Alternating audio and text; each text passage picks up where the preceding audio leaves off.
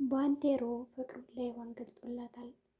ሔዋንም እንግዲህ በዚህ ጉዳይ ዴቭን ስለምትወደው ፍቅሩን ሲገልጥላት አልተቀበለችውም ነበረ። እንግዲህ ግራ ነው የሆነባት። ባርቴኑ በድንገት እፈልግሻለሁ ወደ ውጭ ልትወጪ ነው ወይ ብሎ ከምትሄድበት ቦታ አስቀርቶ እንግዲህ እንዲሁም ደግሞ ያቺ ቤዛ የምትባለው የድሮ ሚስቱ እውነቱን ብነግራት የተሻለ ነበረ፣ ያለዛ ህይወት ታመልጣለች ብላ ስለነገረችው ባርቴኑ ሀሳቧን በመቀበል እንዲሁም ደግሞ ስለሚወዳት ምንም እንኳን ሀሳቧ ለሌላ ነገር ቢሆንም ግን ደግሞ ምን ነገር አለብኝ ብሎ ስላሰበ ፍቅሩን እንደሚያፈቅራት ነግሯታል። ባርቴኑ እንግዲህ የድሃ ልጅ ሲሆን ህዊ ደግሞ ሀብታም ነች። ይሁን እንጂ ህዊ የተማረች እንዲሁም ደግሞ የሰለጠነች ናት። ምንም የሚወጣላት እንከን የሚባል ነገር የላትም። ሆኖም ባርቴኑ ፍቅሩን ሲገልጽላት በጣም እየፈራ ነበረ። ምንም ይፈጠር ምንም የመጣ ይምጣ በማለት ግን በድፍረት ነግሯታል። ሔዋንም እንግዲህ ከሰማችን በኋላ ይህንን ጉዳይ እንዴት ሊሆን ይችላል? በጭራሽ የማ መሆን የለበትም በማለት ለሱ መልሳለታለች።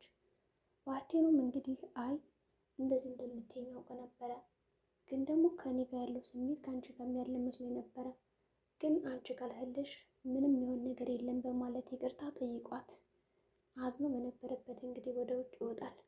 ይሁን እንጂ ሔዋንም በጣም አዝናለች። ምን ላድርግ በቃ እኔ በጣም የምወደው ዴቭን ነው፣ ባርቴኑን ደግሞ መጉዳት አልፈልግም፣ ታዲያ ምን ላድርግ እያለች እንግዲህ እያሰበች እያለ እንዲሁም ደግሞ ሲጋራ እያጨሰች ትንሿ ትመጣና ምን እያደረግሽ ነው ትላታለች ከትምህርት ቤት መልስ። ትንሿም እንግዲህ አይመለከትሽም ዞር በይልኝ በማለት እንግዲህ የያዘችውን ሲጋራ ለማስጣል ትሞክራለች። እንዲሁም ደግሞ ከቀማቻት በኋላ አብራ ለማጨስ ሞከረች። ይሁን እንግዲህ ለምንድን እንደዚህ የምታረጊ? እኔ እኮ እንደዚህ የማደርገው ወድጄ አይደለም፣ ያው አእምሮ ማሰብ ሲያቅተው ሲጨናነቅ ፈታ ለማድረግ እንዲሁም ደግሞ ለችግሮችን መፍትሄ ሳጣ ነው እንጂ ዝም ብዬ አይደለም ይህንን ነገር የምጠቀም። አንቺ ደግሞ ገና ሕፃን ነሽ፣ ትምህርትሽን ተምረሽ መጨረስ አለብሽ እንጂ እንደዚህ አይነት ነገርማ መጠቀም የለብሽም በማለት እንግዲህ ያንን ስትጠጣው የነበረውን ነገር ተቀማታለች። ነገር ግን እቺ ትንሿ እንደዛ ያለቻት ህዊ ጠንካራ እንድትሆንና በጣም አስተዋይ እንዲሁም ደግሞ የህይወት መሪዋ አላማዋ ሁሉ ህዊን መከተል እንደሆነ አስተሳሰቧ፣ አመለካከቷ፣ እያንዳንዱ የምታደርጋቸውን ጥንካሬዎች በሙሉ ህዊን መምሰል ነው የምትፈልገው። ህዊም እንግዲህ ይህንን ነገር ካየች በኋላ ከትንሿ ፊት ላለማልቀስ ሞክራ እንደምንም ስሜቷን ተቆጣጥራ እሺ በቃ በማለት እንግዲህ ስታጨሰው የነበረውን ሲጋራ ጥላ ወደ ውስጥም ገብታለች። ትንሿ እንግዲህ ወደ ትምህርት ቤት እየሄደች እያለ እንግዲህ የባርቴኑ ጓደኛ ይወዳታል እና በመንገድ እያስቆመ ካላደረስኩሽ ካልሽከረመውሽ ይላታል። ትንሿ ይህ ነገር ረብሿታል። እኔ እንድትሸኘኝ አልፈልግም፣ ታውቃለህ ከአንተ ጋር የሆነ ሰው ካየኝ ሌላ ችግርና ዓላማ ውስጥ መግባት አልፈልግም፣ እባክህን አትከተለኝ። ደግሞ አንድ ቀን ስትሸኝ ወደቅኩ መንገድ ላይ ማለት ሁሌም እወድቃለሁ ማለት አይደለም እና ይህ ነገር ይቅርብህ ብትለው አጅሬ ግን በጭራሽ እንደዚህ ሊሆን አይችልም፣ መሸኘትም አለብኝ በማለት እንግዲህ እንደምንም ብሎ ይዟት ይሄዳል።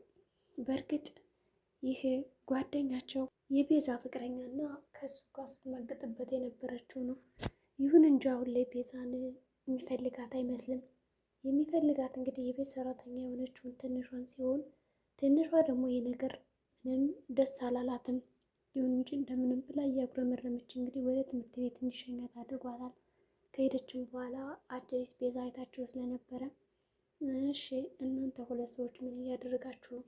ይህንን ሀሳብማ ገደል የምከትላችሁ ታያላችሁ በማለት ወጥመድ እያዘጋጀችላቸው ነው። ምናልባትም እንግዲህ ትንሿን ከዛ ቤት ልታባራት ትችላለች።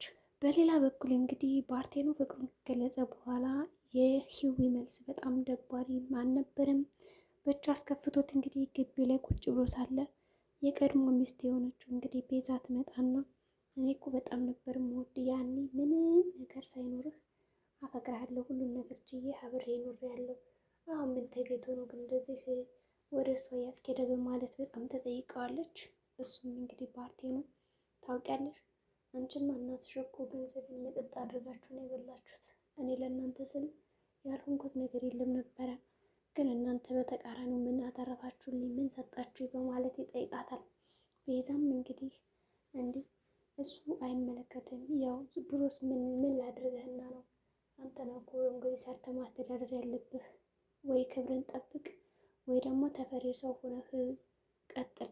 ያው ከተከበርክ ትከበራለህ፣ ካልተከበርክ ደግሞ ምንም በቃ ሰው ሁሉ እየተቀጠቀ ይሄዳል የሚል ምላሽ ሰጠችው። እንግዲህ ባርቴኖም ይሄ ንግግሯ በጣም አናዶት በጥፊ ሊመታት ነበረ። ነገር ግን ያለፈው አልፏል እና ከህዊ ጋር አንቺ አትወዳደርም፣ ህዊ በጣም ጥሩ ሰውነች መጠነች እያለ ይነግራታል። ቤዛ ደግሞ ወደ ራሷ እንዲመለስ ነው መሰለኝ የፈለገችው። ብቻ ከእሷ ጋር ፍቅር ስለያዘው ደስተኛ አይደለችም። ሁሉን ነገር በቃ ወጥመድ ነው የምትፈልገው፣ ተንኮል ነው የምትፈልገው። ህዊም እንግዲህ ከሰማች በኋላ ቁጭ ብላ እያሰበች ነው። በሌላ በኩል እንግዲህ ቤዛ ያው ህዊን ማናደድ ፈልጋለች። የንዴቷ ሀሳብ የሚሆነው እንግዲህ ዴቭን እንደምትወደው ስለምታውቅ ዴቭ እኮ ከክፍለ ሀገር ደውሎልኝ በጣም እንደሚያፈቅረኝና እንደሚወደኝ ነገረኝ። ደግሞ ብታይ የልጃችን ስም አብረን የምናወጣው ሆስፒታል ይዤሽ እሄዳለሁ አለኝ ምናምን ብላ እንግዲህ ውሸቷን ትነግራታለች ማለት ነው። ህዊም በዚህ ትናደድና እንግዲህ ያው አንዳንዴ ታጨሳለችም ትጠጣለችም፣ ስትናደድ ደግሞ ትጠጣለች። ቤዛ ደግሞ አውቃ እንድትሰክር ነው ያደረገቻት፣ ሰክራ ከዛ ያልሆነ ነገር እንድታረጋት። በሌላ በኩል ደግሞ ይሄ ባርቴኖ ራሱ የህዊ መልስ በጣም ደስተኛ ስላላደረገው ሄዶ ካፌ እየጠጣ ነበረ። ከዛ ቀደም ብሎ ግን ጓደኛውን ብሬን ታመጣለህ አታመጣም አብሮ አደግ ጓደኛዬ በማለት ያስፈራረውም ነበረ። እንዲሁም ደግሞ ደብድቦታል ማለት ነው። የቤዛ ጓደኛ ወይም ደግሞ ቤዛ አብሮ የተጋደመችው ሰው እንግዲህ መጥፎ ነው። ዞሮ የባሏ ጓደኛ ነው፣ ግን ደግሞ ገንዘብ አበድሮት እየሰጠው አልነበረም። በዛሬው ግን እንደምንም አድርጎ ሁለት ሳንድ የሰጠው። በቃ በአጭር ጊዜ ውስጥ ገንዘቡን ካላስገባ እኔ እናንተ ሰው አይደለንም፣ ያው ገንዘቡን ትመልሳለህ፣ ክብሬን ግን እንዴት ነው የምትመልሰው? በማለትም ጠይቆን ነበረ። ይሁን እንጂ አጅሬም እሺ በማለት ያው ገንዘቡን እንዲመልስለት አድርጓል። ባርቴኖም እንግዲህ የራሱን ያበደረውን ገንዘብ ከመለሰለት እና ካስገባለት በኋላ ነው እንግዲህ ሄዶ ወደ ካፌ መጠጣት የጀመረው። ይሁን እንጂ ይህ አብሮ አደግ ጓደኛው ምንም አይነት ገንዘብ እንደሌለው ያውቃል። ከቤዛ ነው ገንዘቡን ተቀብሎ የሰጠው። ቤዛ ደግሞ ይህንን ገንዘብ ልሰጥ አልችልም፣ ምክንያቱም ድንገት እንኳን ዴቭ ከዛ ቤት ቢያባረረኝ እኔና እናቴ የምኖርበት ገንዘብ ይሄ ብቻ ነው፣ ሌላ የለኝም ብላለች። ቤዛ እንግዲህ ዴቭ እንኳን እዛ ቤት ቢያባረራት በእርግጠኝነት እንዴት መውጣት እንዳለባት አምና ቅድመ ዝግጅት እያደረገች ነው። ድንገት እንኳን ውሸቷን፣ ክህደቷን፣ ተንኮሏን፣ ክፋቷን አይቶ ውጭ ቢላት ያንን ገንዘብ ተማምና ትወጣለች። እሱ እንግዲህ እኔ ይህንን ለባለሽ ይህን ጉድ ከማሳየው ብትሰጭኝ ይሻልሻል በማለት እንግዲህ ደካማ ጎኗን ተጠቅሞ አስፈራርቶ ያጠራቀመችውን ገንዘብ በደቂቃ ወስዶባታል።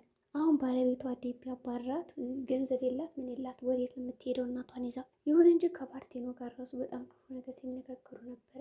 እኔ እኮ በጣም ጨካኝ ነሽ ምናምን ብላኝ ነበረ፣ ግን እንደዛም ብላኝ እወድሃለሁ ስትለው ነበር። እንግዲህ ህዊም እንግዲህ ያው እየጠጣች ነው። አጅሪትም ያው ቤዛ ተደወለላትና ሳሚ ማለት ባርቴኖ እየጠጣ እንደሆነ ከተነገራትም በኋላ ምንድን ነው ያደረገችው? ሁለቶችን በአንድ ማስተኛት ነው የፈለገችው። ህዊን እና ባርቴኖን በአንድ አስተኝታ ከዛም በኋላ ወጥመዶ ውስጥ ማስገባት፣ ከዛ የምትፈልገውን ነገር እያንዳንዱ ማድረግ ነው የፈለገችው። ይህም ደግሞ ተሳክቶላታል። ባርቴኖ ስፍሩ ወደ ቤት እየተንገዳገደ ሲመጣ ህዊም ድብን ያለ ሰካር ውስጥ ነበረች። ምክንያቱም እንድትሰክር አድርጋታለች።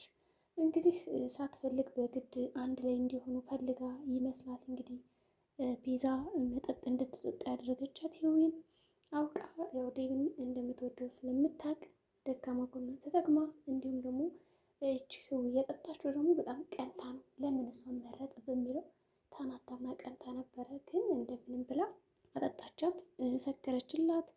ባርቴኖም ወደ ቤት ተመለሰ። እንደገና ትንሿ ደግሞ ያው ያ ጓደኛዋ ጠርቷት እንግዲህ የቤዛ ፍቅረኛ ተደብቀው እያንዳንዱ ነገር የሚያደርጉትን ነይ ይላትና ስጦታ ይሰጣታል። ስጦታ አልቀበልም፣ በእርግጠኝነት የስጦታ ችግር ያመጣብኛል ብለው ነበር። ግን ያ ጓደኛ ደግሞ ሊሰማ አልቻለም እና በግድ እንድትወስደው አድርጓታል። እንግዲህ ይህንን ደግሞ ቤዛ ተመልክታለች። በእርግጠኝነት ትንሿን ከቤት እንደምታባራት ግልጽ ነው። ምክንያቱም ያ የባርቴኖ ጓደኛ ወይም አብሮ አደጌ የሆነው አስፈራርቶ ነው ገንዘቡን ከእጇ ላይ የወሰደው። ይህን ፎቶ ይህን ቪዲዮ ለባለሽ አሳየዋለሁ፣ ገመናሽን አሳየዋለሁ፣ ከዛ ያልቅልሻል ብሎ አስፈራርቷት ስለነበረ በእርግጠኝነት ታስወጣታለች። የትንሿ መጨረሻ ምን ሊሆን ይችላል? ዴቭ ደግሞ ስለ ልጁ ማወቅ አለበት። ልጁ የእሱ እንዳልሆነ ይወቅ።